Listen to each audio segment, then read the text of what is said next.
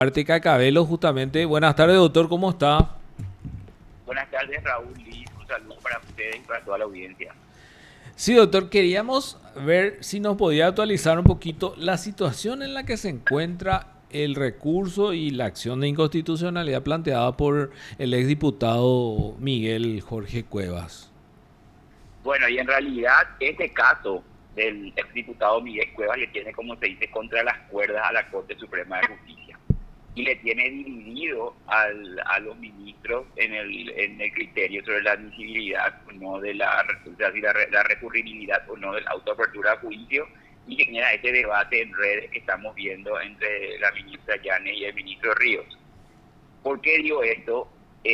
Porque en el caso del exdiputado Miguel Cuevas, cuando el juez Jean Paul López dictó el auto de apertura a juicio, excluyó la pericia del maquillador contable, pero no excluyó todo lo que nosotros habíamos pedido. Nosotros recurrimos ese auto de apertura a juicio ante el Tribunal de Apelaciones, y el Tribunal de Apelaciones declaró inadmisible nuestro recurso.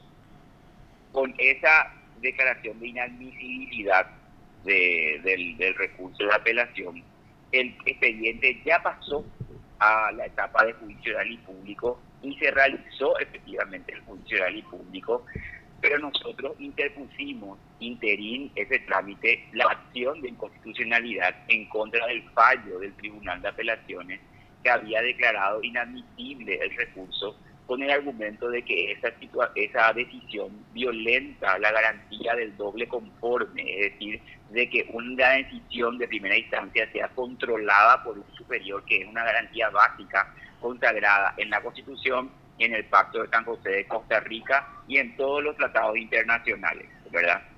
Entonces, en ese contexto, yo también planteé esta situación en el caso del senador Rafael Cirizola, del señor Efraín Alegre y en otros casos, donde efectivamente la Sala Constitucional me dio la razón y declaró inconstitucional los fallos que declaran inadmisible el recurso en contra del auto de apertura a juicio.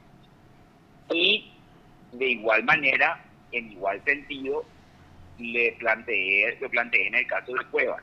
El problema que hoy tiene la Corte Suprema de Justicia es que si se mantiene el criterio de la Sala Constitucional, se anula la resolución que confirmó el auto de elevación a juicio que validó el juicio ya realizado. Entonces se tiene que anular todo y retrotraer al Estado de apelación en la etapa intermedia del auto de apertura a juicio. Y eso es lo que genera que hoy, por ejemplo, la Sala Constitucional natural que tenía yo en el caso Cuevas se empieza a desintegrar. Se empieza a desintegrar porque me notifican de que el ministro Santander sale de la Sala Constitucional y aparece en la Sala Penal. Yo le recuso porque le digo que él no puede intervenir en la Sala Penal porque él interviene naturalmente en la Sala Constitucional.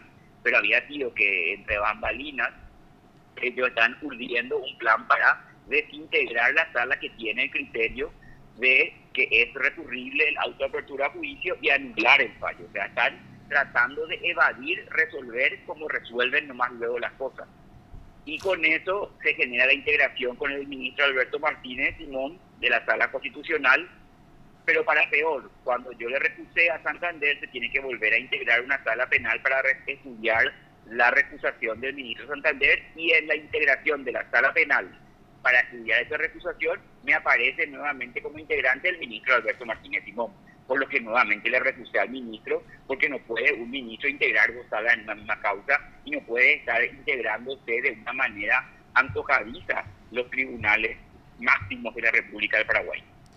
Y así, doctor, ¿quiénes integran la sala constitucional ahora para el caso? Víctor Ríos, Y César ahora Diesel mismo y integra el Martínez. ministro Diesel, el ministro Víctor Ríos y el ministro Alberto Martínez.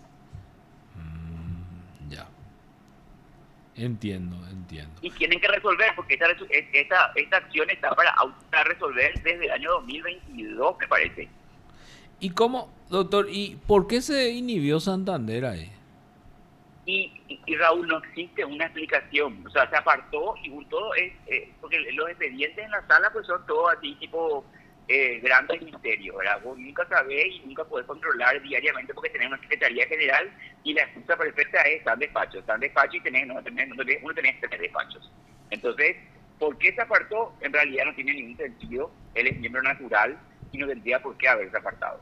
Porque se hubiese apartado mucho antes que yo haya planteado la casación, porque él es ministro de hace no sé cuánto tiempo, de que salió Frete. Y él no se apartó en ese momento, él se apartó en el marco ahora de una casación que yo estoy interviniendo, que yo planteé. Pero doctor, ¿quién te dio la admisibilidad? ¿Quiénes fueron los ministros que admitieron el estudio del...? Fretes, Diesel y Ríos. Ah, ahora entiendo. Claro, él tenía que entrar en vez de Fretes. Es que él entró en lugar de Fretes. A mí no me notificaron jamás de que Santander, cuando entró a ocupar el lugar de Fretes, se haya apartado de este caso. Ergo, yo tengo que asumir que el nuevo ministro que integra el lugar naturalmente de Fretes es el ministro Santander. Claro. Entiendo. Y bueno, y entonces, y en la sala penal tenés, ¿quién se apartó ahí? Y en la sala penal se apartó el ministro Ramírez Candia porque su esposa fue la jueza que dictó la sentencia en el caso Cuevas. Ah, está bien, y ese no... se apartó también el ministro Benítez Riera porque otro integrante fue Riera, el que era juez y ahora es camarista. Jesús Riera. Ah, Riera. ¿Y él es pariente? Y por algo se inhibió. Yo no conozco su árbol genealógico, pero se inhibió. Entonces tenés solamente Carolina Llanes. Claro, y pretendió integrar Santander, yo me opuse y ahí estamos en el dime y direte de quién tiene que integrar. Qué cosa. Pero claramente hay un comportamiento irregular en el proceso del diputado Cuevas y que es lo que motiva, yo entiendo, todo este debate que ya es público en la Corte Suprema de Justicia sobre la postura que tienen abiertamente el ministro Santander y el ministro Ríos, que ya declararon inconstitucional la norma, no es que declararon los fallos, la norma. Y el ministro dice que declara los fallos inconstitucionales. Ya. Y en este caso, doctor, mientras tanto, el exdiputado que tiene, él tiene medida cautelar, ¿cómo está? Sí, él está con sus medidas cautelares normales sometido al proceso esperando que la Corte resuelva toda esta situación. Libertad ambulatoria, ¿verdad? Sí, claro, tiene libertad ambulatoria. Ya, entiendo. Porque él estuvo, creo que preso también. ¿Cuánto tiempo él estuvo? Claro, él comprobó la pena mínima. Estuvo preso en la agrupación. El tiempo superó el mínimo de la pena privativa de libertad. Ah, no, el mínimo porque en detecimiento hizo tiempo como mínimo 1 año. Y él estuvo 8 meses y algo. Entiendo. Bastante tiempo también ya. Y bueno, entonces esa es la situación y realmente es interesante. Vamos a ver cómo al final termina esto, porque esa es la situación y ese es el caso que mueve la Corte Suprema de Justicia respecto a la autoapertura a juicio. Una discusión que justamente estábamos viendo hoy en redes sociales. En el Facebook creo que Yane escribió en el Facebook y en el Twitter estuvo Víctor Ríos. Así mismo, y con todo respeto que me merecen los ministros de la Sala Penal, la Sala Constitucional tiene razón. Tiene razón y acá lo que se quiere es nuevamente evitar el trabajo, porque lo que quieren los ministros es tener que resolver las cuestiones y trabajar en estudiar las cuestiones. La oportunidad de recurrir no se le puede negar su pretexto de la celeridad procesal, porque con el argumento de que más adelante te van a revisar tu agravio después de una sentencia y dicen no, ya dio el otro, no vi yo, fue él, fue tú, fue todo, si te puede ser, están los dos de Palerman culpándose mutuamente. Así son respecto a los incidentes y cuestiones que se plantean. Y es grave que se diga que como dijo Binder, imagínate que le trajeron a Binder para venir a decir de que es plantear, dar rienda libre a las chicanas, el apelar el autoapertura a juicio. Grave es.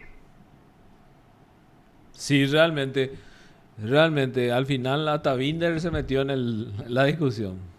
Y claro, porque te digo que esta discusión está llevando niveles de traerle al anteproyectista del Código Procesal para que venga a tratar de opinar y que en un argumento de autoridad, Binder e IMA, se tiene que rechazar lo que dicen los ministros de la Sala Constitucional. Y no es así. Realmente. Doctor, muchísimas gracias por su tiempo. Muy amable. A las órdenes, me gusta.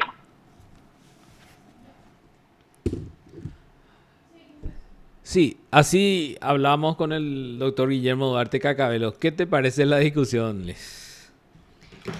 Bastante compleja